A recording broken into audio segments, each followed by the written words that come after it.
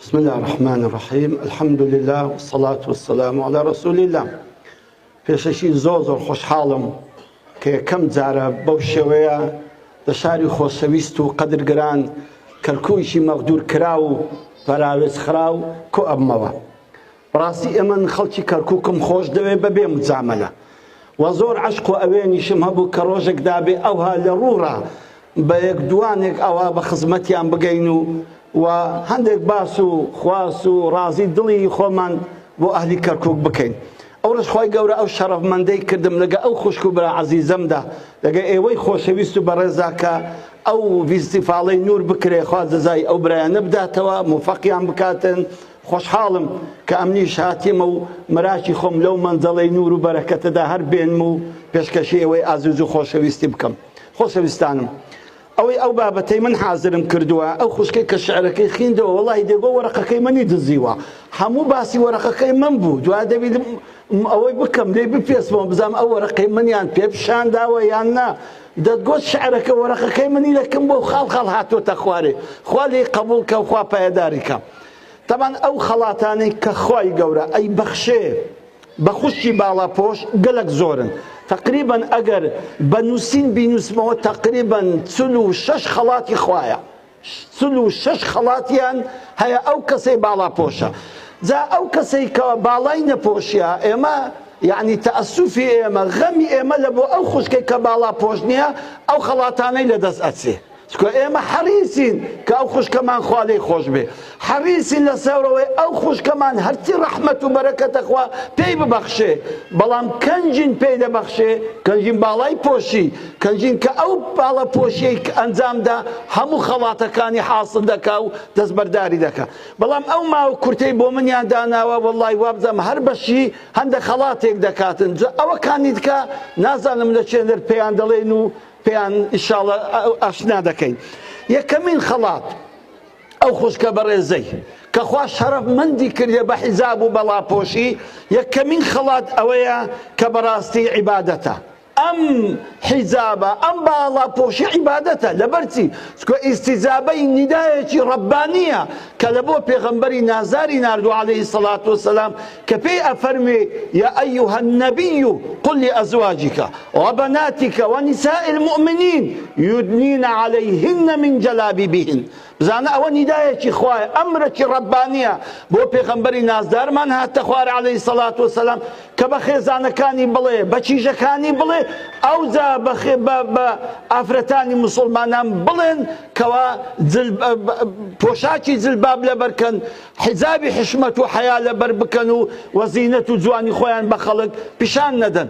ئەو خوشکە بەڕێزەی کە ئەو ئەمرە جێبەجێ دەکا ئەوە بۆی بە عیبادەتە. خەڵاتی دووەم وەکو دکتۆر ئیشارەتی پێدا و زۆر بە جوانی ئەم حیزابە پاداشتە، هەتا لەبەری دەکا بەردەوام خێر و حەسەناتی لە بۆ دەنووسرێ. چۆن نوێژکردن خێر و حەسەناتی هەیە، زەکات خێر و حەسەناتی هەیە، چکە ئیستیزابەی نیدایەکی خوایە، حیزابش بەم شێوەیە، ئەجر و پاداشەشی تایبەتی خۆیە، هەر خوا دەزانێ ئەو ئەجر و پاداشە چەندە. خەڵاتی سێهەم حیزاب سەبرە، چکە بەڕاستی ئەوەی سەبری نەبێ ناتوانێت حیزاب لەبەرکە. ئەو خوشکە بەڕێزەی کە بەو گەرمایە کە دەبینی مانجی هەفت و هەشت مانجی تەمووز و ئاب زۆر گەرمە، بەڵام ئەو لەبەر خوا لە بەجێبەجێکردنی فەرمانی خوا ئەو حیزابە ئەپۆشێ، ئارەقەی ڕەش و شینی پێدا دێتە خوارێ، سەبر دەگری. ئینەما یوەفە الصابرون ئەجرەهم بغەیری حیساب. بەڕاستی ئەم لەبەرکردنی پۆشاکە و سەبرگرتن کە خەڵاتی سەبرگرتنیش خوای گەورە ئەفەرمی بەبێ حیسابە ئەوەندە زۆر پاداش و ئەجریان دەدرێتەوە. خاڵێکی تر بەڕاستی حیزاب نێزیکیە لەخوا، حیزاب لەبەرکردن باڵاپۆشی نێزیکیە لەخوا. چۆن ئینسان نوێژ دەکا بۆ ئەوی لەخوا نێزیک ببتەوە، هەر عیبادەتێک ئەنجام دەدەیت تۆ لە خوات نێزیک دێختەوە. بزانە خوشتی بەڕێزم باڵاپۆشیەکەت چەندە ڕێک و پێک بێ. وەچی مامۆستا فەرمووی جوانی حیزابەکەت، پۆشینی باڵاپۆشیەکەت بە جوانی و ڕێک و پێکی ئەمە خوشوعی ئەم حیزابەیە، ئەم خوشوعە زیاتر لە خوای گەورەت نزیک دێختەوە. حیزاب خوشکانی بەڕێزی من برایانی عەزیزم، حیزاب ژمارەی مسلمانانی باڵاپۆش زیادەکان لە ناو کۆمەڵگەدا. ئەگە کەسێک کە دێتە ئەو کەرکووکە ئەگە ببینی بەڕاستی خوشکانیمان باڵاپۆشن ئەوە زۆر فەرق دەکات بستە شارێک کە بزانی ئافرەتی باڵاپۆشی زۆر کەمە، زۆر تەسەووری ئەو کابرایە، هەڵوێستی ئەو کابرایە، قسە و گفتاری ئەو کابرایە هەموو فەرق دەکاتن. دەکەواتە تۆ کە حیزاب لەبەر دەکەی عەدەدی مسلمانانی باڵاپۆش لەم شارە زیاد دەکەی. ئەمەش خۆی لە خۆیدا ئەزر و پادێشێکی تایبەتی هەیە.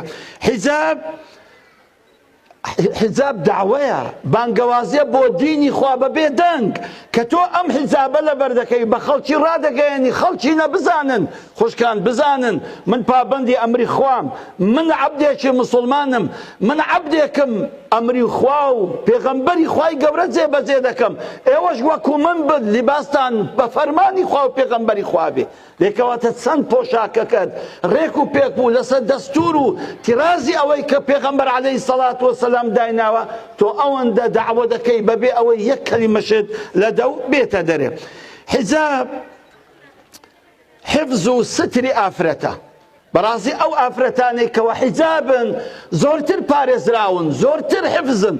لە یەک لە تەلەڤیزۆنەکانی لوبنان مقابلەیەکیان دەکرد، لە یەک لە تەلەڤیزۆنە عیلمانیەکانی لوبنان، یەک لە مقابلەکان لەگەر مەجموعە گەنجێک بوون کە ئەم گەنجانە زۆر تەحەڕوشیان بە ئافرەتان دەکرد، زۆر شەڕیان بە ئافرەتان دەفرۆشت، زۆر ڕێیان لە ئافرەتان دەگرت.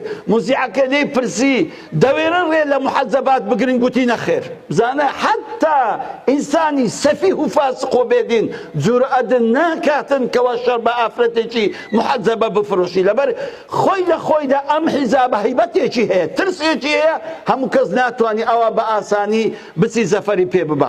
حیزاب تووڕەکردنی شەیتانە. وحیزاب ئەوەیە کە خطواتی شەیتان جێبەجێ ناکەیت، کە شەیتان خەتەواتی هەیە. کەواتە کە تۆ حیزاب لەبەر دەکەی ڕاست پێش لە شەیتانی دەگری و دەڵێ ئەی شەیتان من بە دوو خەتەواتەکانی تو ناکەوم، من ئەو کەسە نیم کە تۆ بتوانێ هەرم خەرەتێنی و بەرەو ڕووتی و بێ سەر و بەریم ببەی. حیزاب هەیبەتێکی تایبەتی خۆی هەیە سوبحان الله. بەڕاستی ئەو کەسێک کە حیزاب لەبەر دەکا خۆی لە خۆیدا بستە لای دکتۆر شەرمی لێ دەکا، بستە هەر شوێنێک لەم شوێنە شەرمی لێ دەکەن و هەیبەتێکی بۆ دروست دەبێ. یەک لە داعیەکان دەڵێت چوونە بەنگلادیش بۆ ئەوەی مەجموعەیەک لە دکتۆرەکان بوون، هەم عیلاجی خەڵکمان دەکرد و هەم داوەشمان دەکرد. گوتی پیاوێک کات گوتی دکتۆرینە وەڵڵاهی ئافرەتێکم هەیە هەردوو چاوی کۆرە بووە، ئاوی سپی لێ پەیدا بووە، زۆر جای لێ دەکەم کە بێ بەس ئێوە فەحسی بکە نایەتن. تی لەبەر چی نایە؟ تی وەڵڵاهی هەتا ئێستا کەس ڕووی نەدیتوە لە غەیری باب و برا و کوڕ و ئەمن نەبیتن، لێ ناگەڕە کەس ڕووی ببینیتن. ئەوش گوتی بابە بڕۆ بینە بە قورئان ئەو ئاوی سپی چەند کۆن بی دوایە چارە سەر نابی ئەبەدەن ئابیدین کۆرە دەبی هەتا دەمردەی بە کۆرەی ژیان باتە سەرێ. من پیاوەکە گەڕاوە ئافرەتەکەی هینا، ئافرەتەکە ئەلەرزی. دکتۆرەکەش وەی زانی لەبە ترسی نەخۆشیەکەیە و لەبە ترسی عەمەلیات دەکرد ئەلەرزی.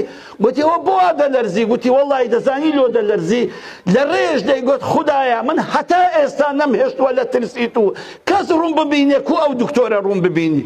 دکتۆرەکە گوتی بەڕاستی هەستم بە شەرمەزاری کرد، خوای ئەمە چ ئافرەتێکە، ئەمە چ بەهایەکە، ئەمە چ قەدرێکە ئەو ئافرەتەی تێدایە. گوتی ئافرەتەکە گوتی دکتۆر ئەتوو مسڵمانی؟ گوتم خوشی بەڕێزم ئەرێ وەڵڵا مسڵمانم، دەستنوێژیشم هەیە، بە وەڵڵا من داعیم، من پیاوێکی ئەتیادی نیم، تۆ بۆ شەرم لە من دەکەی، ئەم برای تومە. تی وەڵڵاهی دکتۆر با پێت برم قەسەم بەو ئەڵڵاهی کە دەیپەرستی لەبەر دوو هۆ نەبی لێ ناگەڕم ئەتوو ڕوون ببینی. تی لەبەر چی؟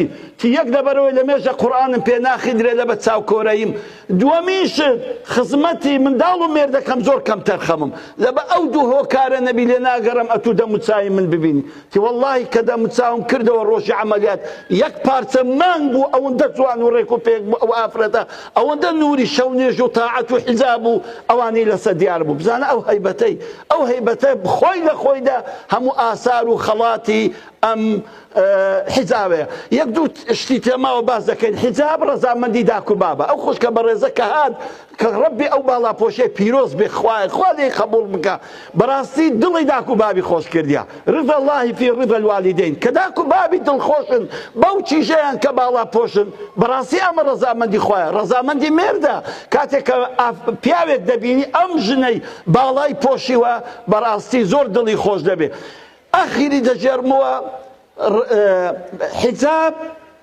پاچیە چۆن پاچیە یەک لەو داعیانە دەڵێتن چوومە ئەڵمانیا چوومە یەک لەو خەستەخانەی خێزانەکەم برد عیلازی بکەم دیتم یەک لەو دکتۆرە ئەڵمانیەکان زۆر ئافرەتێکی جوان حیجابێکی زۆر سەیری لەبەر بوو یعنی حیجابی ئەوە لە کۆمەلگای ئیسلامیش نییە ئەوەندە ڕێک و پێک و بە حشمەت و بە حەیا تی ئەمیش لە متەرجمەکەم پرسی ئەوە چییە ئەوە ئافرەتە حیجابە تی وەڵڵا ئەوە دکتۆرەیەکە ماوەیە کە تۆبەی کردە بۆ بە مێردەکەی نارێن بزانین بۆ بوویتە مسڵمان تی چوومە کرد مێردەکەی ئەویش عینەن ئەڵمانی بوو مسلمان ببوو گوتم کاکە پێم خۆشە قسەی ئەو ژنت بۆ قسەی ئەو ژنەی خۆتم بۆ بجێڕیەوە چۆن بوویتە مسلمان گوتی وەڵڵا کاکە ئێمە بەحثمان هەیە لە خەستەخانەکەمان بۆ ئەوەی تەرقیە علمی ئەو ئافرەتە بەرز ببتەوە هەستا لۆیان هەر بژاردکەوە باسی ئەو نەخۆشیە جنسیانە بکە کە تووشی ئافرەت دەبی تی لە ئەڵمانیا لەو شاری کە ئێمە لێینە بەحسی لەسەر زۆر ئافرەتان کردیتی هەمووی یەک نەخۆشیە گوتیان لۆ ناچێ نێڕویست لەوێن دەر یەک دوو مانگ بمینەوە بەڵکو تۆ بەحسەکەت بە قووەتر دەبی و تووشی شتی نوێتر دەبی گوتی دوو مانگ سێ مانگ لە نێڕویست ماوە عینە نەفسی شت بوو هەر ئەو نەخۆشیانەی کە لە ئەڵمانیا بوو ئەوانیش هەر لە نێوەڕویست ئافرەتان هەبوو پاشان ئیختراعیان گوتیان بۆ ناچێ سعودیا لە شوێنەکە و ئافرەتی زۆرە و ئەنواع ئەشکال ئافرەتی لێ بەشک و لەوێن دەر بتوانی تۆ ئیبداعێک بکەی لەو نەخۆشیان تی چوومە سعودیا خوشکەکە بۆ خۆی جێڕابیەوە لۆ مێردی گوتی کەچوم بەڕاستی هەر لە حدودی سعودیا هاتمەخوا لە تیارە وتیان نابی ئەو هاتوو بێ ناو شاری سعودیا دەبیت پەرچەمێک دەبەرکەی گوتی ئەو چەفێ ڕەشەیان بەسەردادەم هەر دڵم تەقی ئەوەندەم ڕق لێ بۆتم ئەی باوە ئەوە چنە ئەو شعبە متەخەلیفە من ئازادم چی ئەوانە دەم بەستنەوە حڕیەتم زەفت دەکەن وەڵئاسر گوتی زۆر بە دڵ توندی و گرگیژی و هەتا ختمی دخولیەم نێدا و چووم تم لە خەستەخانەکەدا دەوام کرد گوتی سێ چار مانجێکم زۆر دڵم تون بوتم بە قورئانەوە زۆر مشکلێ ئەوانە هەموو حیجابن هەموو ڕیشدارن هەموو بڕێک زۆر دڵم پێ ناخۆش بوو بەڵام لەبەرەوەی خەریکی بەحسەکەی خۆم بووم زۆر فکرم لەوانە نەدەکردەوە گوتی حەب مانگ مامەوە لە سعودیا تی بەوەڵڵا حەب مانگان بە هەزاران ئافرەتم کەشف کرد و هەزاران ئافرەتم فەحس کرد یەک نەخۆشی جنسیم لێ نەدیتەوە چی زۆرم پێ سەیر بوو یا ڕەبی ئەمە چی شعبێکن یەک ئافرەتیان نەخۆشیێکی جنسی نییە تی بۆیە هەستام ممەڕیزەکم لە ئافرەت بوو ئەو زبانی ئەڵمانی دەزانی وەکو متەرجیم دەکەن و خەڵکی سعودیای بوو لێم پرسی گوتم وەڵڵای پێم سەیرە تی ئەمە چۆن ئەوانە هیچ نەخۆشیان لێ نییە گوتی خوشی بەڕێزم ئەمە هەموو فەزلی ئیسلامە ئەمە فەزلی دینەکەیە کە ئافرەتی سعودیا یاخود بە جوانتر بێن ئافرەتی باڵاپۆشی ئێمە پاکن دوورن لە هەموو دەرد و نەخۆشێکی بۆیە والحافظين لحدود الله والحافظات قلتي او آيتي خين دوا تزور او آية سرسامي كدم باشان قلتي لم كوري وزانم براسي ام دينا باشيا ام دينا خاوينيا ام دينا هر كسيك تطبيقي بكا دور دبي لهم ودردو علا ونخوشك بويا بالا بوشم بريارم دا مسلمان بوم وإستا بالا بوشم بوي بزانن بالا بوشي يعني باشي ونزاهة وقوري وصلي الله على محمد وعلى آل محمد